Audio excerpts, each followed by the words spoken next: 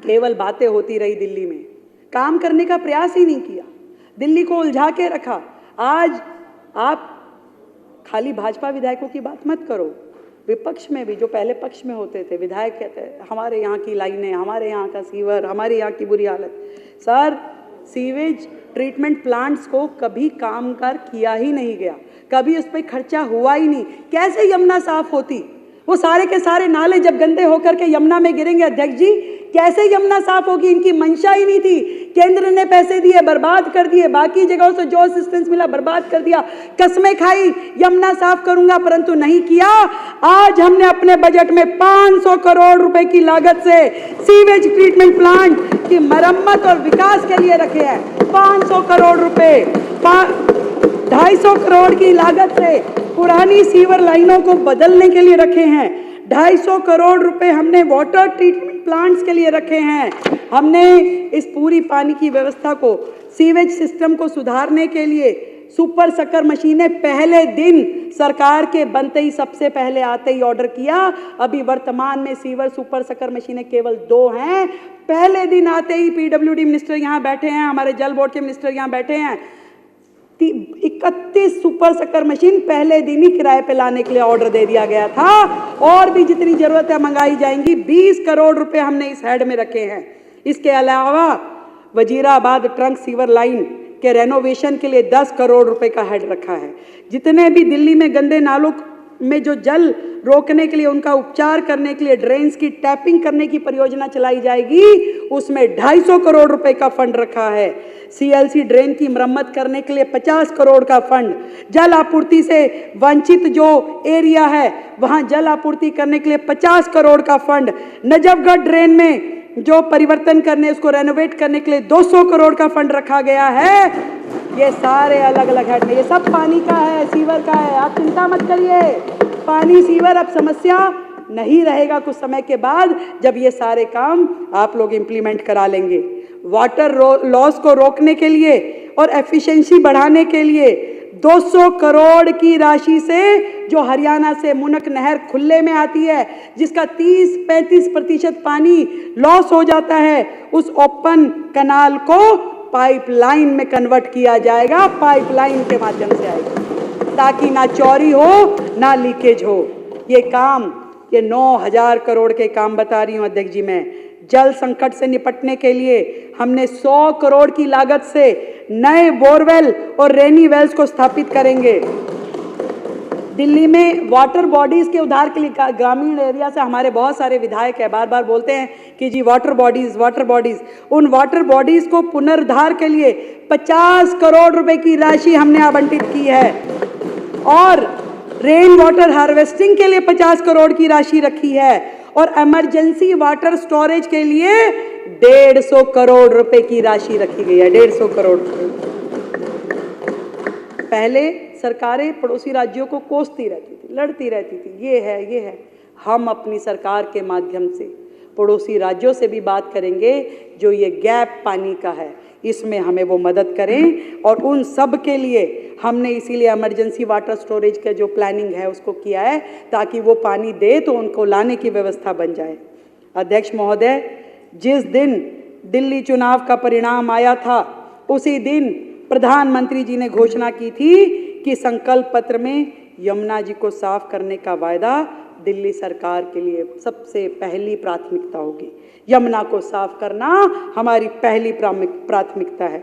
दिल्ली जो कभी यमुना के निर्मल जल से संचित होती थी, आज जल संकट, सीवेज के बहाव और प्रदूषित जलाशयों से जूझ रही है। सारे सीवेज जब आपके नाले वहां जाके गिरेंगे और आपका कोई प्रयास ही नहीं होगा यमुना को साफ करने का, तो यमुना साफ होगी कैसे?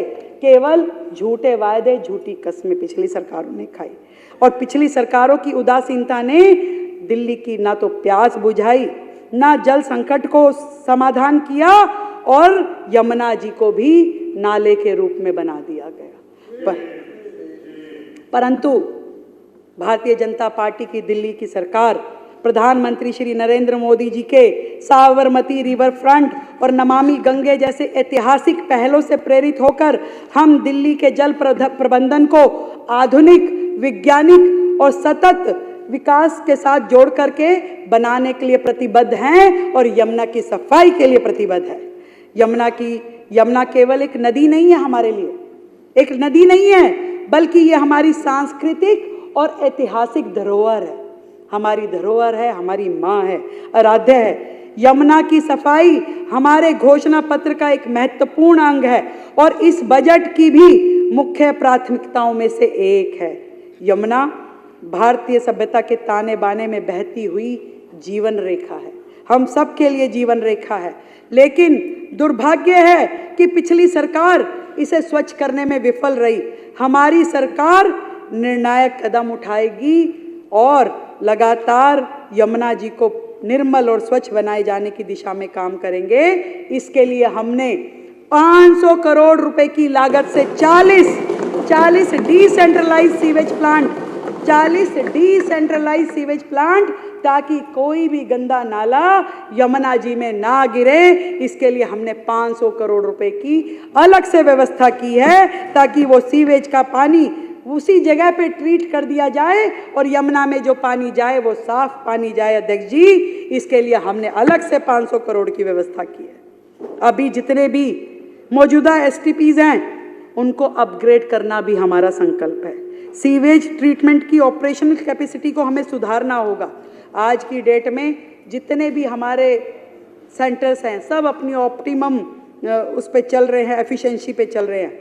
हमने 40 करोड़ रुपए की लागत से मॉडर्न मशीनरी खरीदने के लिए भी बजट का प्रावधान किया है और इसके अलावा दिल्ली के वाटर और सीवेज इंफ्रास्ट्रक्चर को इंटरनेशनल स्टैंडर्ड्स के साथ जोड़ने के लिए भारत की राजधानी दिल्ली में काम किया जाएगा और भारत सरकार से इस मद में हमने 2000 करोड़ की फाइनेंशियल असिस्टेंस मांगी है। सरकार हमेशा से देने के लिए तैयार थी और दिया भी है, कभी इन लोगों ने उसका लाभ ही नहीं उठाया, करना ही नहीं चाहा तो कैसे होता। पर डबल इंजन की सरकार अब जनता को दिखाई देगी कि किस प्रकार से काम कर रही है।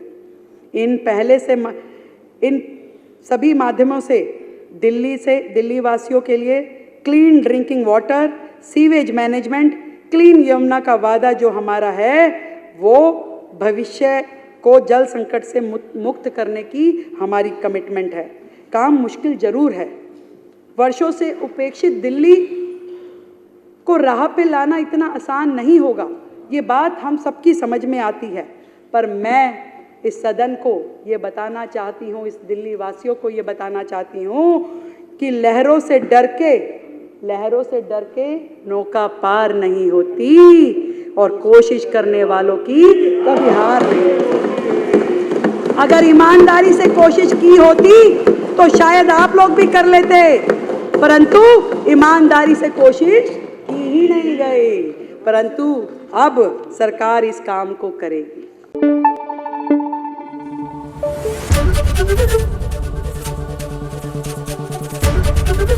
ABP न्यूज़ आपको रखे आगे।